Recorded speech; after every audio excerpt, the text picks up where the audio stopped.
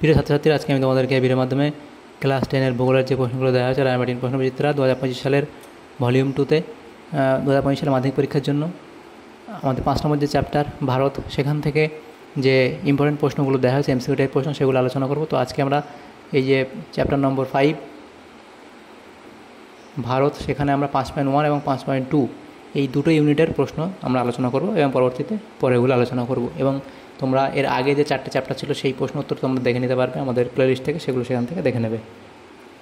তো দেখো, আজকে 5 নম্বর অধ্যায় ভারত। তো 5.1 ইউনিট কী বলা আছে? প্রাকৃতিক পরিবেশ, অবস্থান এবং প্রশাসনিক বিভাগ। বহু বিকল্পভিত্তিক প্রশ্ন। প্রথম প্রশ্ন, বর্তমানে ভারতের অঙ্গরাজ্যের মোট সংখ্যা হলো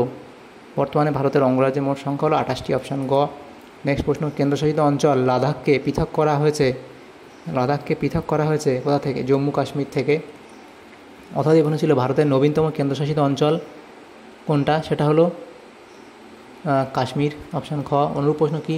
ভারতের নবীনতম কেন্দ্রশাসিত অঞ্চলটি হলো লাদাখ। অপশান ক। ভারতের 3 দাগের প্রশ্ন, ভারতের রাজ্য পুনর্গঠনের মূল ভিত্তি ছিল ভাষা। অপশান ক। আচ্ছা, নেক্সট প্রশ্ন কি বলা হয়েছে দেখো, ভারতের উত্তরতম স্থান হলো ইন্দিরা কল। অপশান খ। 5 দাগে বলা হয়েছে ভারতের দক্ষিণতম বিন্দুটি হলো ইন্দিরা পয়েন্ট। 6 দাগের প্রশ্ন কি বলা হয়েছে, ভারতের প্রায় মাঝখান দিয়ে যে অক্ষরেখা বিস্তৃত হয়েছে তা হলো কর্কটক্রান্তি রেখা। অপশান ঘ। নেক্সট প্রশ্ন, রাজ্য পুনর্গঠন কমিশন গঠিত হয় যে সালে? তা হলো 1953 সালে। তারপরে প্রশ্ন দেখো বলা আছে 8 দাগে, প্রদত্ত কোন রাজ্য ভেঙে তেলেঙ্গানা রাজ্যের সৃষ্টি হয়? এটা হবে অন্ধ্রপ্রদেশ। অপশান খ। নেক্সট প্রশ্ন, ভারতের নবীনতম রাজ্যটি হলো তেলেঙ্গানা। অপশান খ। অনুরূপ প্রশ্ন, 2014 সালে গঠিত রাজ্য, সেটা হলো তেলেঙ্গানা। নেক্সট প্রশ্ন ছিল কি? অনুরূপ প্রশ্ন, তেলেঙ্গানা ভারতের নবীনতম রাজ্য, এটা ঠিক না ভুল? তো এটা হবে শুদ্ধ। এরপরে 10 দাগের প্রশ্নে বলা আছে বর্তমানে ভারতের কেন্দ্রশাসিত অঞ্চলের সংখ্যা হলো 8টি। নেক্সট প্রশ্ন, ভারত ও পাকিস্তানের সীমানা নির্দেশ করে, এটা হবে র্যাডক্লিফ লাইন। অপশান খ। ভারত ও শ্রীলঙ্কার মধ্যে অবস্থিত, সেটা হলো পক প্রণালী। অপশান খ। তারপরে প্রশ্ন, ভারতের ক্ষুদ্রতম অঙ্গরাজ্যের নাম, সেটা হলো গোয়া। অপশান খ। তারপরে প্রশ্ন ছিল স্বাধীন ভারতের প্রথম ভাষাভিত্তিক রাজ্যটি হলো অন্ধ্রপ্রদেশ। অপশান খ। তারপরে প্রশ্ন, ইন্দিরা পয়েন্টের পূর্বতম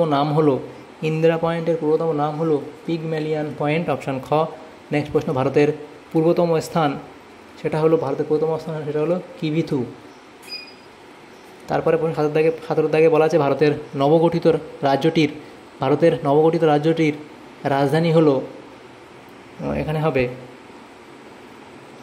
হায়দ্রাবাদ। অপশান গ। অন্ধ্রপ্রদেশের পূর্ব দিকে অবস্থিত বঙ্গোপসাগর। অপশান গ। নেক্সট প্রশ্ন, ভারতের কাশ্মীর ও পাকিস্তান অধিকৃত কাশ্মীরের সীমারেখা হলো, এটা হবে লাইন অফ কন্ট্রোল। অপশান ঘ। নেক্সট প্রশ্ন, ঠিক জোড়াটি নির্বাচন করো। এখানে ঠিক জোড়াটি হবে লাদাখ অঙ্গরাজ্য, পুদুচেরি কেন্দ্রশাসিত অঞ্চল। এটা হবে অপশান খ, পুদুচেরি কেন্দ্রশাসিত অঞ্চল। এরপরে প্রশ্ন 21 দাগে, সেখানে বলা হয়েছে সর্বাধিক রাজ্যকে স্পর্শ করে এমন একটি অঙ্গরাজ্যটি হলো, এটা হবে পশ্চিমবঙ্গ, উত্তরপ্রদেশ, মধ্যপ্রদেশ নাকি মহারাষ্ট্র? সেটা এখানে হবে উত্তরপ্রদেশ। অপশান খ। নেক্সট প্রশ্ন 22 দাগে, ভারতের ক্ষুদ্রতম কেন্দ্রশাসিত অঞ্চল, সেটা হলো লাক্ষাদ্বীপ। অপশান ঘ। তাহলে দেখো, এখানে 5.1-এ যে প্রাকৃতিক পরিবেশ, অবস্থান ও প্রশাসনিক বিভাগ, সেখানে যে এমসিকিউগুলো ছিল সেগুলো আলোচনা করলাম। নেক্সট দেখো, ভারতের ভূপ্রকৃতি 5.2, সেখানে প্রথম প্রশ্ন, শিবালিক হিমালয়ের পাদদেশীয় অঞ্চলে ক্ষুদ্র ক্ষুদ্র শিলাখণ্ড সঞ্চিত হয়ে যে সমভূমি গঠিত হয়েছে তাকে কি বলা হয়? তাকে ভাবর বলা হয়। অপশান খ। তারপরে প্রশ্ন 2 দাগে, শিবালিক ও অবহিমালয়ের মধ্যে অবস্থিত উপত্যকাকে বলে দুন। অপশান ঘ হবে তোমাদের সঠিক উত্তর। মালাবার উপকূলের বালিয়াড়িকে বলে থেরিস। অপশান ক। অনুরূপ প্রশ্ন ছিল কেরালা উপকূলের বালিয়াড়িকে কী বলা হয়? থেরিস বলা হয়। নেক্সট প্রশ্ন, আরাবল্লী পর্বতের সর্বোচ্চ শৃঙ্গ হলো? আরাবল্লী পর্বতের সর্বোচ্চ শৃঙ্গ হলো গুরুশিখর, অপশান গ। নেক্সট প্রশ্ন, মালনাথ কথার অর্থ হলো পাহাড়ি দেশ, অপশান গ হবে সঠিক উত্তর। নেক্সট প্রশ্ন 6 দাগের, ভারতের প্রাচীনতম ভঙ্গিল পর্বতটি হলো আরাবল্লী, অপশান ঘ। নেক্সট প্রশ্ন, পূর্বঘাট পর্বতের সর্বোচ্চ শৃঙ্গ জিন্দাগাদা, অপশান ঘ। 8 দাগের প্রশ্নে বলা আছে আরাবল্লী পর্বতের পশ্চিমে নদী বিধৌত উর্বর প্লাবনভূমিকে বলে? রোহি, অপশান খ। নেক্সট প্রশ্ন 9 দাগে বলা আছে সিন্ধু সমভূমিতে অবস্থিত প্লাবনভূমিগুলি ধায়া নামে পরিচিত, অপশান ক। নেক্সট প্রশ্ন 10 দাগে, বসুধার ধবল শীর্ষ বলা হয়? এটা হবে কারাকোরামকে, অপশান খ। নেক্সট প্রশ্ন, মহারাষ্ট্রের উপকূল অঞ্চলকে বলে কোঙ্কণ উপকূল, অপশান খ। নেক্সট প্রশ্ন, পশ্চিম উপকূলের সমভূমির দক্ষিণ ভাগের নাম? এটা হবে মালাবার, অপশান গ। নেক্সট প্রশ্ন, জম্মু ও কাশ্মীরের মাঝে অবস্থিত গিরিখাতটি হলো বানিহাল গিরিখাত। নেক্সট প্রশ্ন, উচ্চ গঙ্গা সমভূমির বা দোয়াব সমভূমির বালি মিশ্রিত মৃত্তিকা যে নামে পরিচিত তা হলো ভুর নামে পরিচিত। 15 দাগে বলা আছে বিদার অগ্নুদ্গমে সৃষ্ট ভূমিরূপটি হলো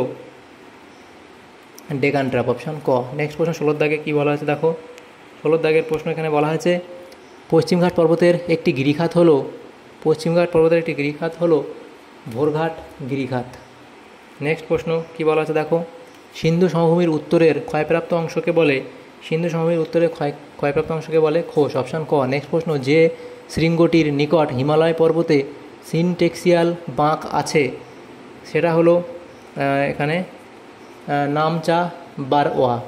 নেক্সট প্রশ্ন 19 দাগের প্রশ্ন, সেখানে বলা হয়েছে শ্রীনগর ও লেহের মধ্যে অবস্থিত পশ্চিম হিমালয়ের গিরিখাত হলো? এটা হবে জজিলা গিরিখাত, অপশান ক। নেক্সট প্রশ্ন, লাদাখ পর্বতশ্রেণী যে পর্বতশ্রেণীর মাঝে অবস্থিত? সেটা হবে কারাকোরাম ও জাসকার পর্বতশ্রেণীর মাঝে অবস্থিত। 21 দাগের প্রশ্নে বলা আছে আরাবল্লী পর্বতের পাদদেশে অল্প বালুকাময় মরু অঞ্চলকে বলে? এখানে বাগার বলা হয়, অপশান খ। নেক্সট প্রশ্ন, দাক্ষিণাত্য মালভূমির বিচ্ছিন্ন অংশ এটা হবে মেঘালয়। গারো পাহাড়ের সর্বোচ্চ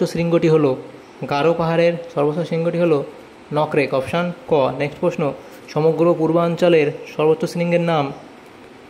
এটা হবে দাফাবুং, অপশান খ। তাহলে দেখো এখানে যে প্রশ্নগুলো ছিল 5.2 এর মধ্যে ভারতের ভূপ্রকৃতি, ভারতের চ্যাপ্টার ভারত 5 নম্বর চ্যাপ্টার, সেখানে দুটো ইউনিট আমরা আলোচনা করলাম 5.1 এবং 5.2। পরবর্তীতে বাকিগুলো আলোচনা করব। যদি তোমাদের সামান্যতম উপকার এসে থাকে ভিডিওটা অবশ্যই লাইক করবে আর বেশি বেশি করে বন্ধুদের সাথে শেয়ার করবে। আর চ্যানেল নতুন অবশ্যই চ্যানেলে সাবস্ক্রাইব করে রাখবে পরবর্তী প্রশ্নোত্তরগুলো পাওয়ার জন্য পরবর্তী চ্যাপ্টারে। Thanks for watching.